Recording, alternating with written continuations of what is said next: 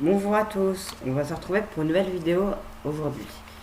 Donc avant de commencer ce sujet sur un dossier qui est tenu secret depuis un petit moment qu'ils ont dévoilé peu jour, n'hésitez pas à vous abonner, liker, commenter et partager cette vidéo si elle vous a plu. Donc on va commencer à prendre ce sujet très intéressant qui m'a été fourni par l'Automobile Magazine. Vous pouvez y aller, ils font de très bons magazines, je vous conseille. Alors, le Peugeot 4008. Vous vous souvenez de ce Peugeot 4008 il date, hein. C'était vraiment un gros SUV, enfin un gros SUV. C'était avant que le 3008 arrive en fait. C'était comme l'ancien 3008, mais vraiment l'ancien. Donc, on va commencer ce sujet. Peugeot 4008. Le lion va s'en prendre à l'Arcana. Longtemps tenu secret, le projet PS5, P54 je veux dire, excusez-moi, de Peugeot va devenir réalité en 2022. Sous la forme d'un SUV coupé, une première pour le constructeur français, au Lyon.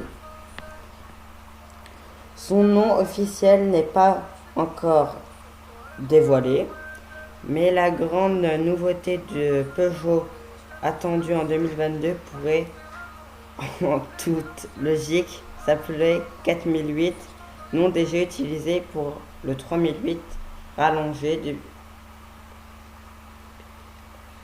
destiné à la Chine, Ce qui est certain, c'est que chez Peugeot, les 4 numéros sont pour des SUV.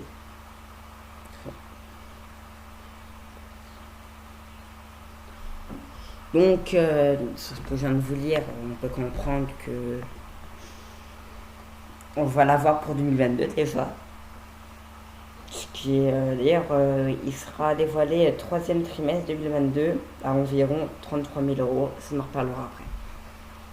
Donc, on va passer au deuxième paragraphe. J'espère que je sais que j'ai 2-3 petites fautes. J'espère que c'est pas trop grave. Désolé. Hein.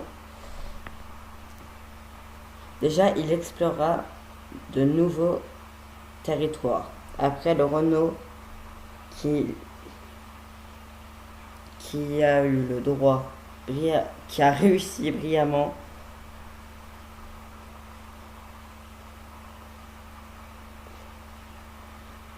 à convertir de nouveaux territoires avec son Arcana, le Lion va enfin aller aussi sur des nouveaux territoires en fait.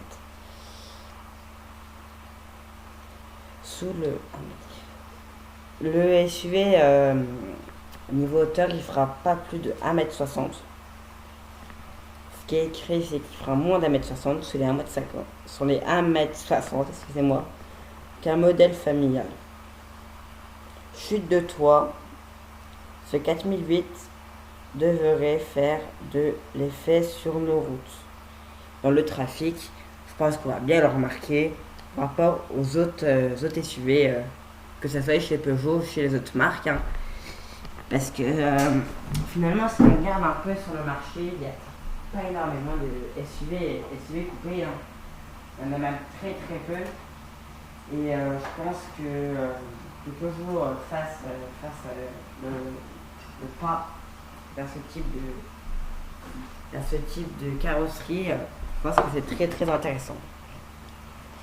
On va passer maintenant au troisième paragraphe, excusez-moi.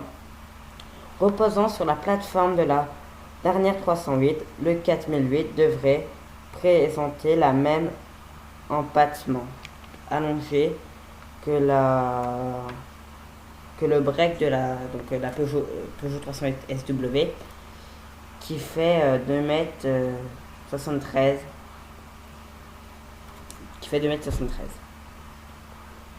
De quoi favoriser l'habilité à bord et permettre de ne pas voir s'échapper des clients d'un 3008 en fin de carrière dont le remplacement est attendu fin 2023.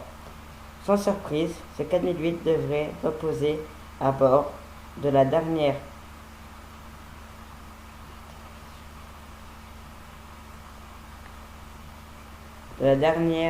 plateforme de chez Peugeot.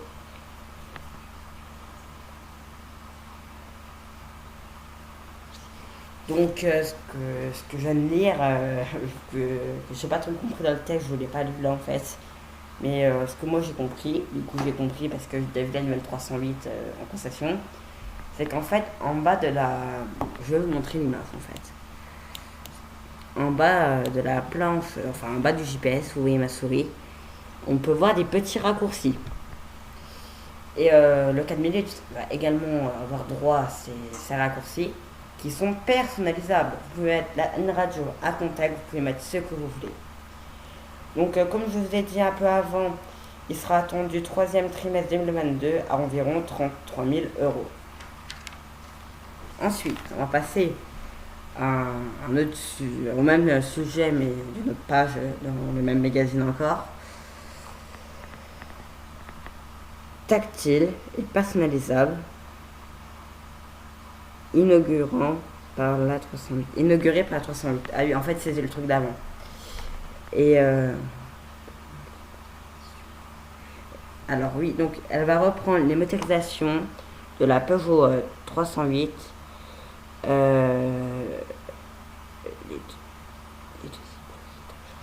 avec 2 hybrides rechargeables de 180 et 225 chevaux. Il devrait aussi faire l'impasse sur la version 4 roues motrices de 300 chevaux, disponible sur le 3008. Cette proposition certes plus d'image pour la vente. C'est-à-dire que ça fait un peu mieux finalement d'avoir, excusez-moi, 4 motrices, ça fait un peu mieux, ça fait un peu plus vendeur, oui, effectivement. Et oui, parce que finalement, c'est vrai que c'est compliqué de vendre 4 motrices aujourd'hui, même sur un SUV, hein.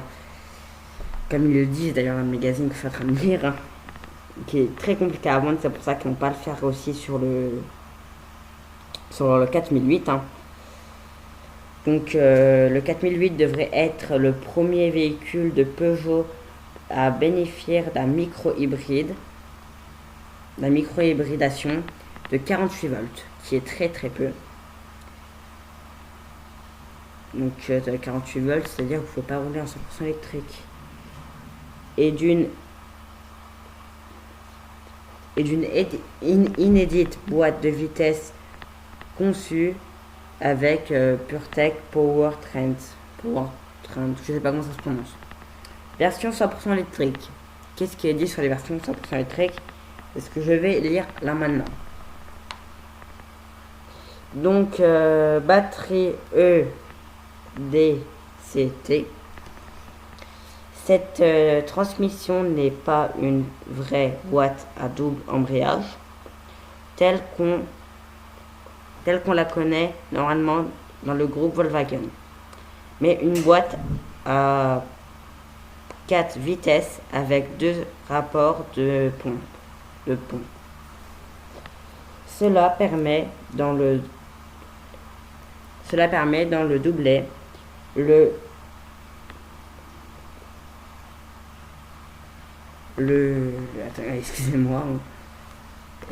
excusez-moi, qui permet la liaison, en fait, excusez-moi, du coup il m'en pose, à l'autre via un embrayage qui va surtout être 7 vitesses. On va plus sentir la 7 vitesses que autre chose en fait. Hein. Et finalement, en version électrique, on va sur du 20 kW. Vraie version hybride. Qu'est-ce qu'on va voir en vraie version hybride? Cela sera possible en 2023 pour une application rechargeable avec l'emploi d'un moteur électrique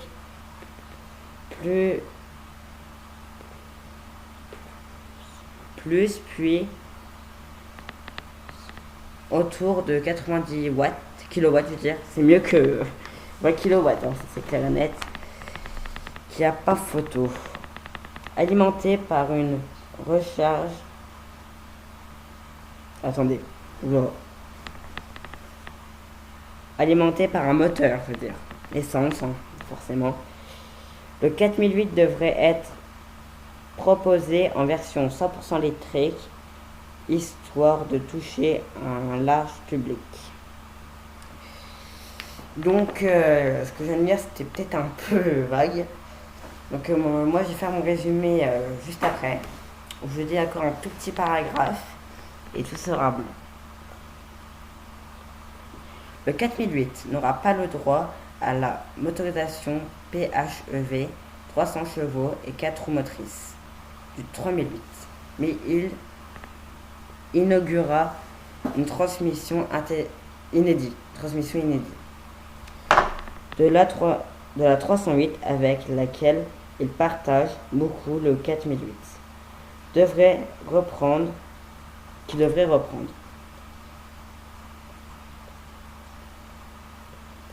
La spectaculaire planche de bord de la 308 devrait être reprise sur le 4008 et on aura le droit normalement à un hybride rechargeable de 180 et 225 chevaux. Donc on va faire un petit résumé. Hein.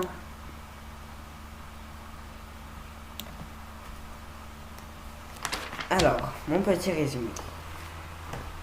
Je vais déjà faire le mien, puis après je sors pas que je verse à eux parce qu'il est un peu vague. Si je le lis, parce que ça fait bizarre. Alors, en fait, ce qu'on va voir c'est ce nouveau 4008 par rapport au 3008. C'est tout ce qui est capteur. Comme la 308, tout va être dans le logo.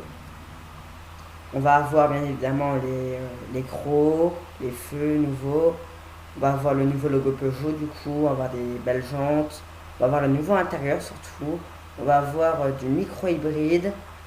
On va avoir du 100% électrique pour 2023 normalement. C'est-à-dire qu'on va avoir quand même beaucoup de choses de nouveau par rapport aussi une nouvelle boîte, comme j'ai dit, DCT. Je ne sais pas si je l'ai dit. Le 4008 va inaugurer une boîte DCT disponible avec la motorisation micro-hybride. Hein, du coup. Donc le Peugeot 4008 devrait être dévoilé fin... Ah non, le 3008 devrait être... Le nouveau 3008 de toute façon sera sûrement dévoilé fin 2023, donc on a encore le temps. Et finalement, il a peut-être un petit air de Urus, ce Peugeot, hein, avec la ligne coupée comme ça. Ça lui donne vraiment un petit air d'Urus. Donc voilà, j'ai fait mon petit résumé. La vidéo a duré un petit moment. J'espère que c'était clair tout ce que j'ai dit. J'espère vraiment un maximum. Et on se revoit après les fêtes si on ne se revoit pas avant. Donc bonne fête à tous et joyeux Noël. Allez, à plus tard les amis. On se dit à bientôt.